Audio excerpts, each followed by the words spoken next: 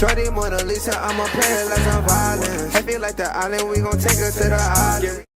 All right, we're gonna check this out. Major topic. Been like a big debate behind like WNBA roster cuts. If you notice today, like for example, Fever got rid of Yvonne, I believe that's how you say her name. But the crazy thing about this, right? Because people thought she was gonna be one of the players who stick. Tweeted May 6th, come out to 7 Brew Coffee to meet the rookies, Makayla and Yvonne. They just cut Bree Hall. They cut the other rookie. So everyone's like, okay, she made the team, right? So they announced this May 6th, and then today she got cut. So it's just a cutthroat league. Seen Bree Hall get cut. Big cut with Cheyenne Sellers. A lot of people are really confused on that, like as to why she got cut. It sparked a big discussion about how people feel like the W's prioritizing international play. With the new CBA as well as all the expansion teams they're making, you didn't know with the new CBA there's gonna be like more expansion teams and stuff. And people thought, with this expansion, with the expansion it's gonna give more players opportunities like Cheyenne Sellers.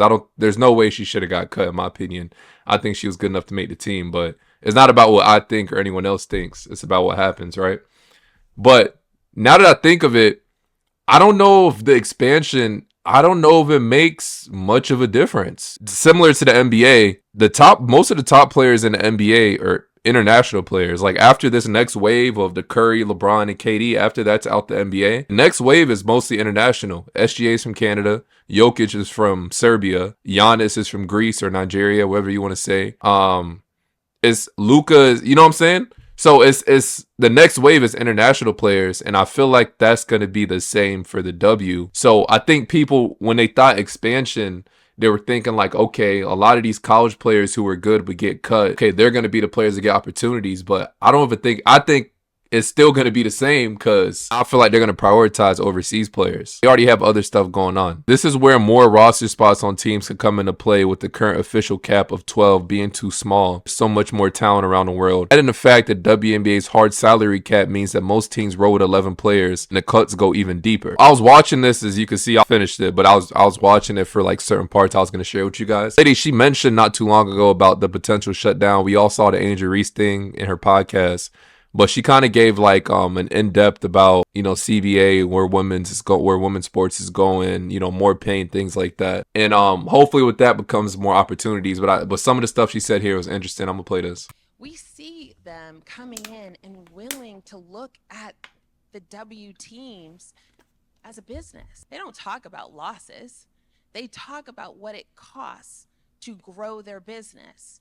And they're pouring resources into facilities. They're pouring resources into a game experience in the arena. They're looking to really maximize the ticket sales and the revenue. They're looking to do all of this, and they're willing to pour all of those resources into different parts of the business. But what happens to the players? What happens to their salary? Well, we're part of a hard cap system, Sonny. Yeah. And that system is hard. Yeah. And all the dollars that are flowing into the business aren't flowing into the players. And so that's what we're talking about when we say a new economic model. Like that's what it needs to look like. We need to see the dollars flowing into the players. Happen eventually with the direction they're going in and everything like that.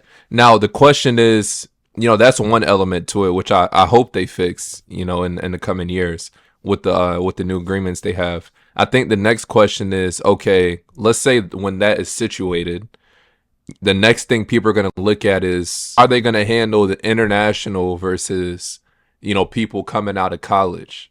And that's a big discussion because y'all understand, there's a lot of talent overseas. There's so much talent. The world is big. There's 8 billion people on earth.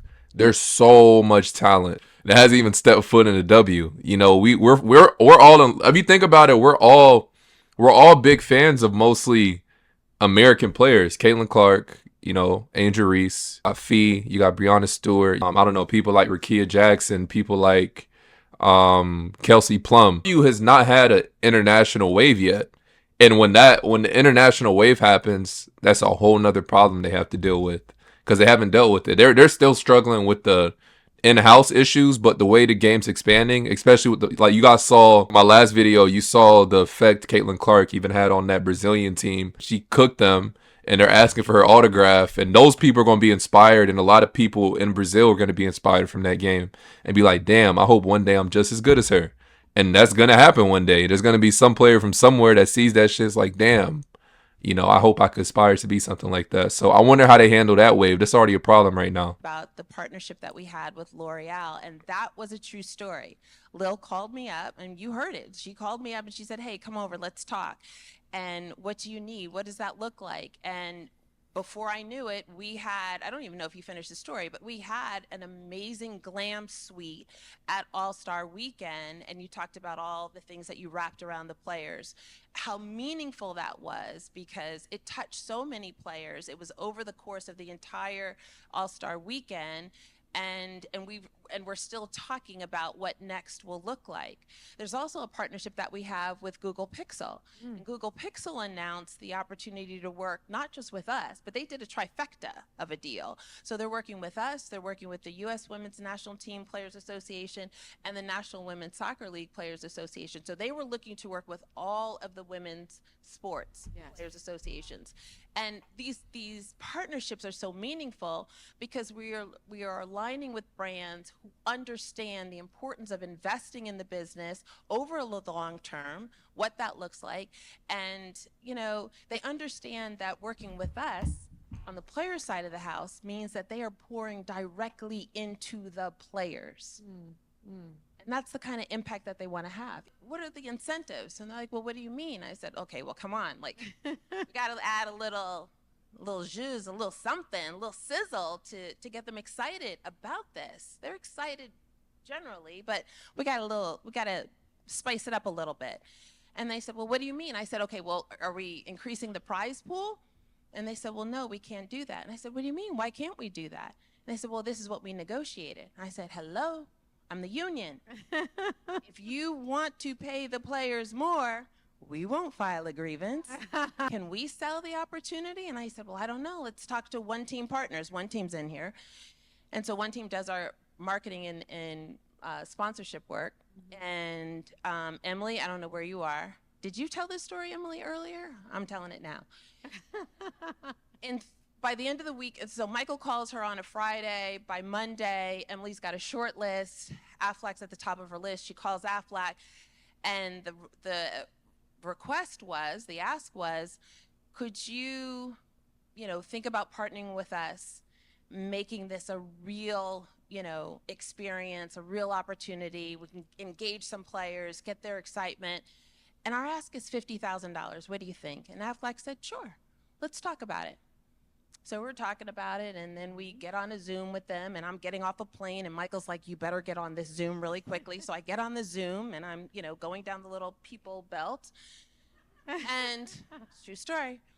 And I hear the question, well, how much do the guys get paid? How much do they make when they win? And Michael, he knows all the CBAs. Michael says, well, they get $55,000. And so Affleck said, well, then that's the pot. And we're like, wait, what? I love that. And they said, yeah, $110,000. I love Y'all are supposed to applaud on that. Yes, I love that. Yes. So that's a little bit. This is a very good interview by her, and she's the one who's been very outspoken. This headline has started with her. Not her, like they put it out, but it was in reference to something she said. WNBA Players Union's director doesn't rule out work stoppage as long as it takes. It's in helping the players receive more benefits. So this is one thing. This is the only thing I'll read from here. It says, for example, under the current CBA, if a player gets pregnant while under contract, she'll be paid her full salary while on maternity leave. However, her salary also would count towards the team salary cap in her absence, which complicates matters. Been very advocate for that. I'll play this clip again. I'm sure you guys seen this too. Yeah, the CBA is coming up soon. I can't wait. Girl, y'all benefited from everything. Y'all youngins benefited from NIL. What does that mean? We deserve more. Of course, everybody. I agree. Everybody. I agree with that. But we got to face the consequences. Damn, we got to get it up. Y'all got to do y'all. something. Y'all got to do something. But the women coming in, not this year, but next year. Or yeah. The ones coming in this year will still be on the rookie contract again. Mm-hmm. The ones the year after, they going to get more. They probably going to be making more than us. No, they are. I'm hurt. They are. Like, yeah. I've been in the meetings. They are. I need to get in the. I need to get in the field. You need to come to the meetings. I need to get in the meetings because I'm hearing like, yeah, they don't give us. If y'all don't give us what we want, like, We said Yeah, no. that's a possibility for real. So this is Cathy talking about expansion a while back, and it's dope seeing, you know, some of the stuff come. And we were only in 12 cities in a country of 300 plus million. I knew that wasn't enough, but we were not in a situation where we could successfully and confidently bring in new committed owners and ensure that the success of the league going forward long term. So again, and we are, I have this philosophy, Howard, that, you know, we need transformation first, then expansion, not rush into expansion and hope, keep your fingers crossed, that we actually transform the economics of this league and lift all of women's sports while we do it. So we've been working hard on the transformation. We're working hard on expansion as well. You know, one thing to reiterate, though, we're not going to put this league in a precarious position. We're like literally on this thriving mode.